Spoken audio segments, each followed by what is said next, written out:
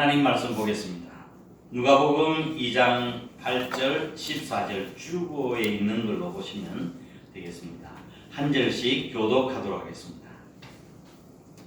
그 지역의 목자들이 밤에 밖에서 자기 양떼를 지키더니 주의 사자가 곁에 서고 주의 영광이 그를 부르짖음에 그게 무서워하는지라. 천사가 이르되 무서워하지 말라. 보라, 내가 온 백성에게 미칠 큰 기쁨의 좋은 소식을 너에게 전하노라. 오늘 다윗의 동네에 너희를 위하여 구주가 나셨으니 곧 그리스도 주시니라. 너희가 가서 강보에 쌓여 구유에 누워 있는 아기를 보리니 이것이 너희에게 표적이니라 하더니 호련히 수많은 천군이 그 천사들과 함께 하나님을 찬송하여 이르되 함께 지극히 높은 곳에서는 하나님께 영광이요 땅에서는 하나님이 기뻐하시는 사람들 중에 평화로다. 아멘.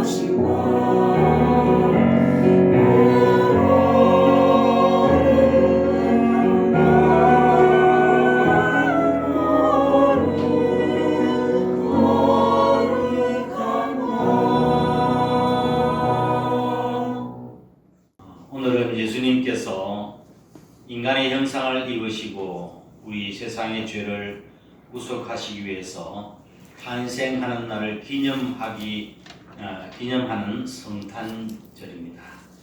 앞뒤 옆에 계신 분들 인사 한번 나눠보실까요? 메리 크리스마스. 메리 크리스마스. 메리 크리스마스. 메리 크리스마스. 메리 크리스마스.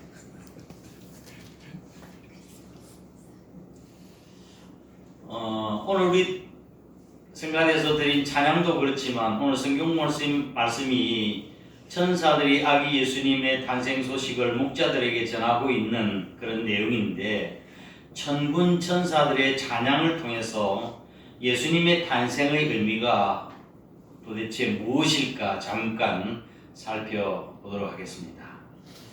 오늘 본문은 예수님의 탄생을 축하하는 천사들이 찬양한 노래의 첫 부분인데 뭐라고 찬양을 하고 있나요? 14절 함께 읽어보실까요? 14절 시작. 지극히 높은 곳에서는 하나님께 영광이요 땅에서는 하나님이 기뻐하신 사람들 중에 평화로다. 아멘. 첫 번째 지극히 높은 곳에서는 하나님께 영광. 왜 천사들이 예수님의 탄생이 하나님께 영광이 된다고 말씀하고 있나요? 예수님의 탄생이 왜 하나님께 영광이 되나요? 여러분, 하나님은 어떤 분이세요? 하나님 이게 어렵죠. 문제가 하나님의 속성이라고 이야기하는데 하나님의 속성은 어떤 속성이 있습니까? 아시는 대로 한번 말씀해 보실까요? 전지하신 분. 전지하심. 또 스스로 있는 자. 예? 스스로 있는 자. 스스로 자존하신 스스로 계신 분. 또 사랑이 많으신 분. 사랑이 많으신 분. 자, 전지하신 분, 전능하신 분, 스스로 계신 분, 그 다음에 무소부재하신 분, 이 성품을 일컬어서 절대적 속성이라고 부릅니다. 뭐라고요? 절대적 속성. 하나님에게만 있는 속성이에요. 아멘. 우리 인간이 전지전능할 수 있나요? 없어요. 하나님께만 속해 있는 성품, 속성, 그것이 절대적인 속성이에요. 저 뒤에 계신 집사님 말씀하신 하나님은 사랑이시다라고 말씀하셨죠. 이 사랑이라고 하는 것은 상대적인 속성이에요. 하나님은 사랑이십니다. 하나님은 자비가 많으신 분이십니다. 하나님은 긍휼하신 분이십니다. 이것은 상대적 속성이라고 하는 것은 우리들도 소유할 수 있는 속성을 말하는 거예요. 절대적 속성은 하나님께만 있고 그 위에 상대적 속성은 우리들도 소유할 수 있는 거예요. 사랑의 하나님 본받아서 우리도 사랑의 사도가 될 수가 있는 거죠. 자, 그런데 하나님은 사랑의 하나님이십니다. 요한일서 4장 7절 8절 말씀 보면은 하나님은 사랑이시다. 사랑하는 자들 우리가 서로 사랑하자. 하나님께서 우리를 사랑하셨으니 먼저 우리를 사랑하셨으니 우리도 서로 사랑하자. 하나님은 사랑이시다라고 말씀하고 있어요. God is love. 명제하는 사랑이에요. 하나님의 사랑뿐만 아니라 또 한 가지가 하나님은 어떤 분이에요? 오늘 찬양할 때 거룩하신 하나님 찬양, 거룩 속성도 있는 거예요. 거룩한 속성도 우리가 가지고 있는 거예요. 레위기서 11장 44절 45절 말씀 보면은 하나님께서 이스라엘 백성들을 애굽에서 구출해내 주셨어요. 구출해내 주신 것은 하나님의 거룩한 성품을 담기 위해서 내가 거룩하니 너희도 거룩할지니라 그렇게 말씀하고 있거든요. 하나님은 사랑이시고 하나님은 거룩하신 분이에요. 그런데 말씀이에요. 하나님은 사랑이라고 하는 것은 무조건 용서해 주는 거잖아요. 아무리 죄인이라도 받아들이고 용서해 주신. 그런데 거룩이라고 하는 것은 조그만 어두움도 없는 거예요. 조그만 죄도 있을 수가 없는 거예요. 거룩한 성품에는. 그래서 하나님은 죄 없으신 분이세요. 거룩하신 분이시기 때문에 거룩은 어떻게 해야 돼요? 공의예요.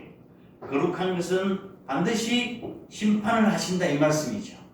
그래서 하나님은 또한 공의의 하나님이시다. 자, 하나님께서 공의의 하나님이시기 때문에 죄범한 우리 인생들은 어떻게 돼요? 심판하셔야 돼요. 어떤 심판이에요? 조그만 아무리 적은 죄라도 죄는 죄죠. 죄의 싹은 사망이요 하나님은 사는 그리스도 예수 우리 주 안에 있는 영생입니다. 로마서 6장 23절 외우셨죠? 죄의 싹은 사망이라고 그러시지 않았습니까? 그리고 우리가 하나님의 거룩한 성품으로 보면 우리는 심판을 받아야 돼요. 그러면 하나님 무자비하신 분이라고 생각하실 수 있죠. 근데 그 하나님은 어떤 분이라고? 사랑의 하나님이에요. 용서해 주셔야 될 거 아니에요. 이 용서해 주자고 하니 하나님의 공의의 성품이 손상이 되고 또 심판하시자고 하니 하나님의 사랑의 성품에 또 손상이 있으니까 이걸 진퇴양 어떻게 하면 좋냐 이 말씀이죠. 어떻게 하면 좋아요? 이 두 속성이 부딪히지 않습니까? 그래서 하나님께서 우리 인간을 구원하실 계획을 세우셨습니다. 예수님을 이 땅에 육신의 몸을 입고 이 땅에 보내셔서 저와 여러분이 모든 인생들의 죄를 걸머지시고 십자가에 달려 돌아가셨습니다. 이건 하나님의 심판이에요. 예수님께서 십자가에 달려 돌아가심으로 인하여 내 육신도 죽었습니다. 죽은 줄, 내 자신도 죽은 줄 믿으시기 바랍니다. 예수님의 죽으심은 나의 죽으심이에요. 그리고 난 뒤에 그걸로 끝나면 어떻게 되겠어요? 그래서 우리를 예수님을 사흘 만에 부활하셔서 누구든지 믿는 자는 구원받도록 해주셨습니다. 영생을 얻도록 해주셨습니다. 이게 놀라운 계획 아니에요, 그렇죠? 이게 바로 복음입니다. 복된 소식이에요. 하나님의 거룩한 성품으로는 우리가 죽을 수밖에 없지만 하나님의 사랑의 성품으로는 우리를 살리셔야 되는데 이 방법이 바로 예수 그리스도께서 이 땅에 오셔서 십자가 달려 돌아가신 그것밖에 없는 거예요. 그래서 예수님께서 육신의 몸을 이 땅에 입고 이 땅에 태어나셨어요. 구원함을 받은 사람은 어떨까요? 여러분을 만약에 생명을 살려준 사람이 있다고 한다면 평생 은인으로 생각하겠죠. 은혜를 입었다고 생각하지 않겠습니까? 구원함을 받은 하나님, 우리 백성들이 어떻게 됩니까? 하나님의 은혜를 생각하면 너무 감사한 거예요. 그러니까 하나님께 감사드리는 거예요. 하나님께 그것이 영광이 되는 걸 믿으시기 바랍니다. 성탄절이 되면 생각나는 이야기가 있습니다. 6.25 전쟁의 실화입니다. 미국에서 온 선교사님이 쓴 코리안 마돈나라고 하는 이야기 글인데 이제 많은 피난민들이 지금 북에서 남으로 피난을 오다가 한 여인이 몸이 만삭이 되었습니다. 해산할 때가 가까워진 거예요. 진통이 일어나기 시작했습니다. 진통이 일어나는데 아기를 낳아야 되는데 갈 곳이 없는 거예요. 피난길 도중에. 그래서 알 수 없이 이 여인이 아기를 낳기 위해서 다리 밑으로 내려갔어요. 혼자서 아기를 낳기 위해서 다리 밑으로 은신처를 삼았습니다. 그곳에서 홀로 들어가서 자기가 입고 있었던 겉옷을 바닥에 깔고 아기를 낳았는데 피투성이는 아기 낳았는데 핏덩어리 아기는 어머니의 고통도 알지 못한 채 춥다는 듯이 엉엉 울고 있었습니다. 안타까운 얼굴로 자연한 핏덩이 아기를 보고 그 어머니는 옷을 하나씩 벗기 시작했습니다. 그래서 갓난아이를 감쌌습니다. 겨울밤은 깊어가고 날씨는 더욱 추워졌습니다. 여인의 몸은 이제 벗은 몸이라 석고 조각같이 딱딱하고 굳으셨습니다. 이런 새벽이 되었습니다. 선교사 한 분이 예배를 드리기 위해서 가기 위해 집을 나섰다가 뜻밖의 다리 밑에서 아기 울음소리를 듣게 된 거예요. 깜짝 놀라서 다리 밑으로 가보니 차마 눈 뜨고 볼 수 없는 장면이 있었습니다. 갓난아이는 어머니 옷에 감싸인 채로 차디찬 시체로 싸늘하게 죽어 있었습니다. 선교사는 그 불쌍한 여인을 양지 바른 곳에 묻어주고 이 아이를 데려다가 LA에서 키우기로 양자로 삼기 시작한 거예요. 나중에 이 아이를 데리고 미국으로 건너갔습니다. 어릴 때는 몰랐지만 아이가 이제 나이 들어서 철이 들고 모든 것을 분별할 나이가 되자 이 아이의 양부모는 진실을 그 아이에게 이야기해 주었습니다. 기막힌 이야기를 아이에게 출생의 비밀을 이야기해 줬던 거예요. 뒤에 아이는 고국을 방문해서 자기를 낳고 죽은 어머니의 무덤을 제일 먼저 찾아갔습니다. 어머니 무덤 앞에 엎드려서 한없이 흐느껴 울었습니다. 그리고는 자기가 입고 있었던 옷을 벗어 어머니 무덤 위에 덮으면서 울먹거리면서 이렇게 이야기했습니다. 어머니, 저 때문에 얼마나 죽으셨습니까? 어머니, 저 때문에 얼마나 고통당하셨습니까? 어머니께서 저 대신 돌아가셨다지요. 어머니의 사랑, 어머니의 은혜 제가 무엇으로 보답드릴 수 있겠습니까? 어머니의 무덤을 쓰다듬으면서 한없이 울었습니다. 이 코리안 마돈나 이야기는 나를 위해서 하늘의 보좌의 영광을 버리시고 낮고 천한 말 위에 태어나신 그분, 나 때문에 헐벗으셨던 분, 나 때문에 고통을 당하시고 나 대신 죽으신 그분, 바로 그분이 우리 주 예수 그리스도이십니다. 이러한 사랑을 베푸신 은혜를 생각하면서 이제 저와 여러분도 하나님께 영광을 돌려드리는 삶을 살아갈 수 있기를 주님의 이름으로 축복합니다. 아멘. 아멘. 아멘. 두 번째, 천사들의 찬양은 두 번째 찬양은 어떤 내용이었습니까? 14절 말씀 다시 보겠습니다. 시작. 지극히 높은 곳에서는 하나님께 영광이요, 땅에서는 하나님이 기뻐하시는 사람들 중에 평화로다 하니라. 아멘. 아기 예수님의 탄생은 우리에게 평화를 주시기 위해서 오신 분이라고 설명하고 있습니다. 예수님은 이 땅 위에 평강의 왕으로 오신 분이십니다. 예수님의 탄생은 이미 구약에서 여러 차례 예언되어 있었던 내용입니다.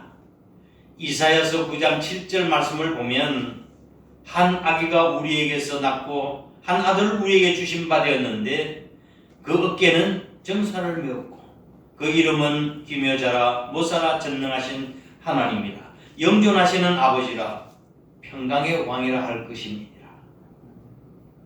이사야를 일컬어서 구약의 복음서라고 이야기합니다. 이사야서가 구약의 신약의 복음서처럼 복음서라고 이야기해요. 그만큼 예수님의 탄생과 그의 사역과 그의 은혜로 구원받아 평안을 누릴 모든 세상 만민에 대한 내용들을 반복해서 설명해 주고 있습니다. 예수님은 바로 평강의 왕으로 오신 분이십니다. 이 하나님께서 독생자 예수 그리스도 이 땅에 보내주심으로 말미암아 하나님의 공의와 사랑에 손상을 입지 아니하시고 하나님께 영광이 되게 하셨을 뿐만 아니라 땅에서는 범죄한 우리 인생들에게 평강과 기쁨을 누리게 하시는 은혜를 주셨습니다. 우리가 부르는 찬송 중에는 영혼의 깊은 평화를 노래하는 찬송이 많습니다. 한번 찬송가 412장을 한번 같이 불러보도록 하겠습니다. 412장.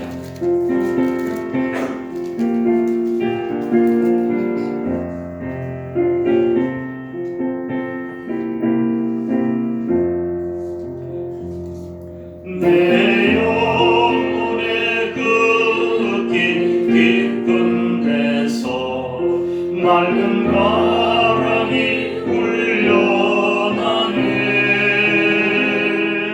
하늘 곡조가 언제나 흘러나와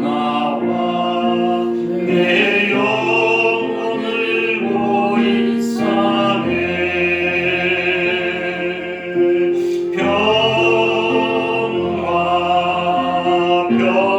평화로다 하늘 위에서 내려오네. 그 사랑의 물결이 영원토록 내 영혼을 덮으소서. 찬양하겠습니다. 이 땅 위험한 길, 이 땅 위에 험한 길 가는 동안 참된 평화가 어디 있나. 우리 모두 다 예수를 친구 삼아 참 평화를 누리겠나니.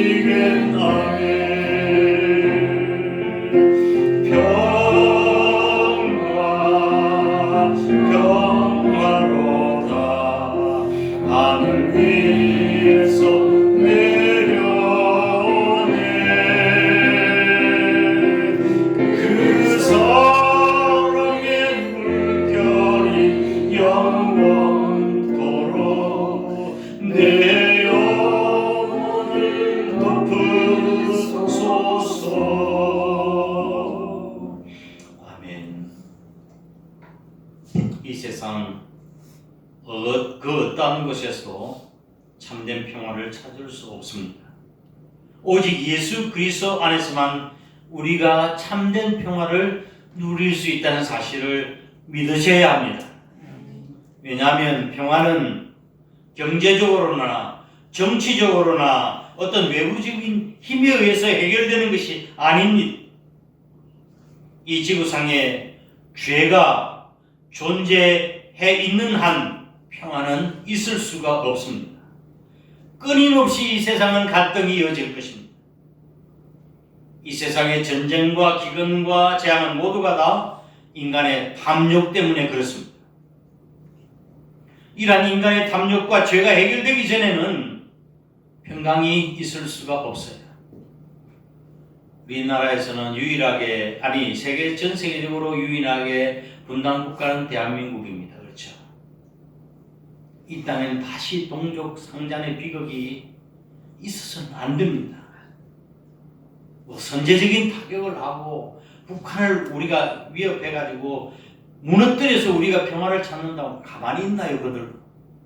그들도 미사일을 쏘고 우리 남한 국민들이 수백만 명이 또 수천만 명이 죽을 수도 있어요. 이기지 않고 전쟁하지 않고 이기는 방법이 제일 최선의 방법이에요. 평화가 임해. 하루속히 북한에서 폭음이 들어가요. 우상화가 무너지게 자연히 그 정권은 무너질 거예요. 그래서 나라 민족을 위해서 우리가 기도 많이 해야 되는 이유가 그렇습니다. 나라 민족을 위해서 한국교회와 그리스도인이 평화의 왕이신 우리 주님께 기도해야 합니다. 기도는 어려운 일 같이 보이지만 기도가 답이고 기도가 최선의 길이에요. 기도한다고 되느냐고 어리석은 것이 여겨지지만 인간의 수단과 방법보다도 뛰어난 능력보다도 더 위대한 것이 기도의 힘입니다. 주님께서 허락하시면 되는 거예요. 아멘. 아멘. 따라 한번 해보실까요? 크게. 주여, 주여, 주여, 주여, 이 땅에 이 땅에 우리 주님의 평화가 우리 주님의 평화 임하게 도와주옵소서. 임하게 도와주옵소서. 아멘. 아멘. 우리가 그렇게 기도해야 합니다. 아멘. 천사들이 이렇게 전하고 있습니다. 10절, 11절 말씀 다시 한번 읽어보겠습니다. 시작. 천사가 이르되 무서워하지 말라. 보라, 내가 온 백성에게 미칠 큰 기쁨의 좋은 소식을 너에게 전하노라. 오늘 다윗의 동네 너희를 위하여 구주가 나셨으니 곧 그리스도 주시니라. 주시니라. 아멘. 무서워 말라. 예수님만이 참된 평화를 주신다는 뜻입니다. 예수님 안에 평화가 있습니다. 이것이 복음입니다. 아멘. 기쁜 성탄절을 맞이해서 세상이 주는 것 같지 아니하는 주님의 참된 평화가 저와 여러분의 심령 속에 있으시기를 주의 이름으로 축원합니다. 아멘.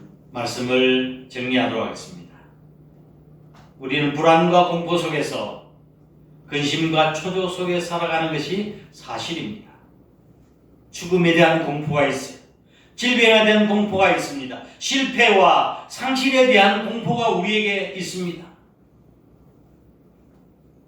그래서 심한 경우에는 잠을 자지 못하고 두려움 때문에 노이로제에 걸린 사람도 있습니다. 이와 같은 현대인들의 마음속에는 불안과 공포가 도사리고 있습니다. 그런데 첫 번째 성탄절 날 천사들을 통해서 우리 주님께서 들려주신 하나님의 음성은 두려워하지 말라. Don't be afraid. 두려워하지 말라 였습니다. 예수님께서 우리를 모든 공포와 불안에서 두려움에서 해방시켜 주시기 위해서 이 땅에 오셨어요.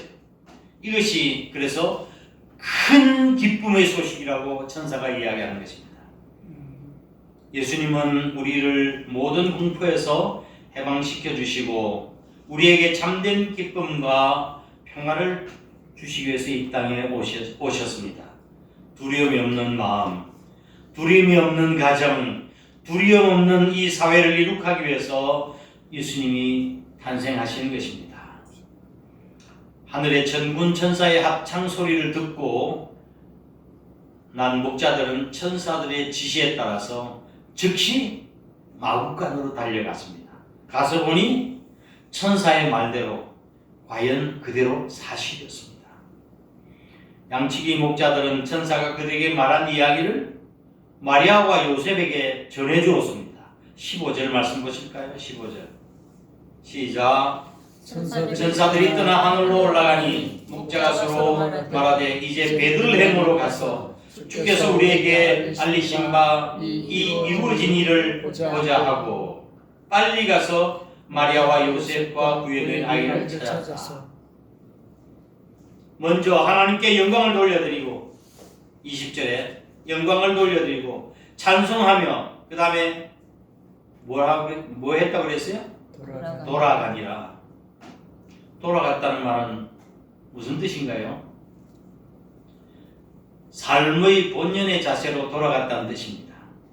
왜? 가서 할 일이 있기 때문이에요. 목자들은 아기 예수님의 탄생 소식을 듣고 예수님께 가서 옆에 죽치고 앉아 있었는가? 아니에요. 그렇죠. 돌아갔다고 했습니다.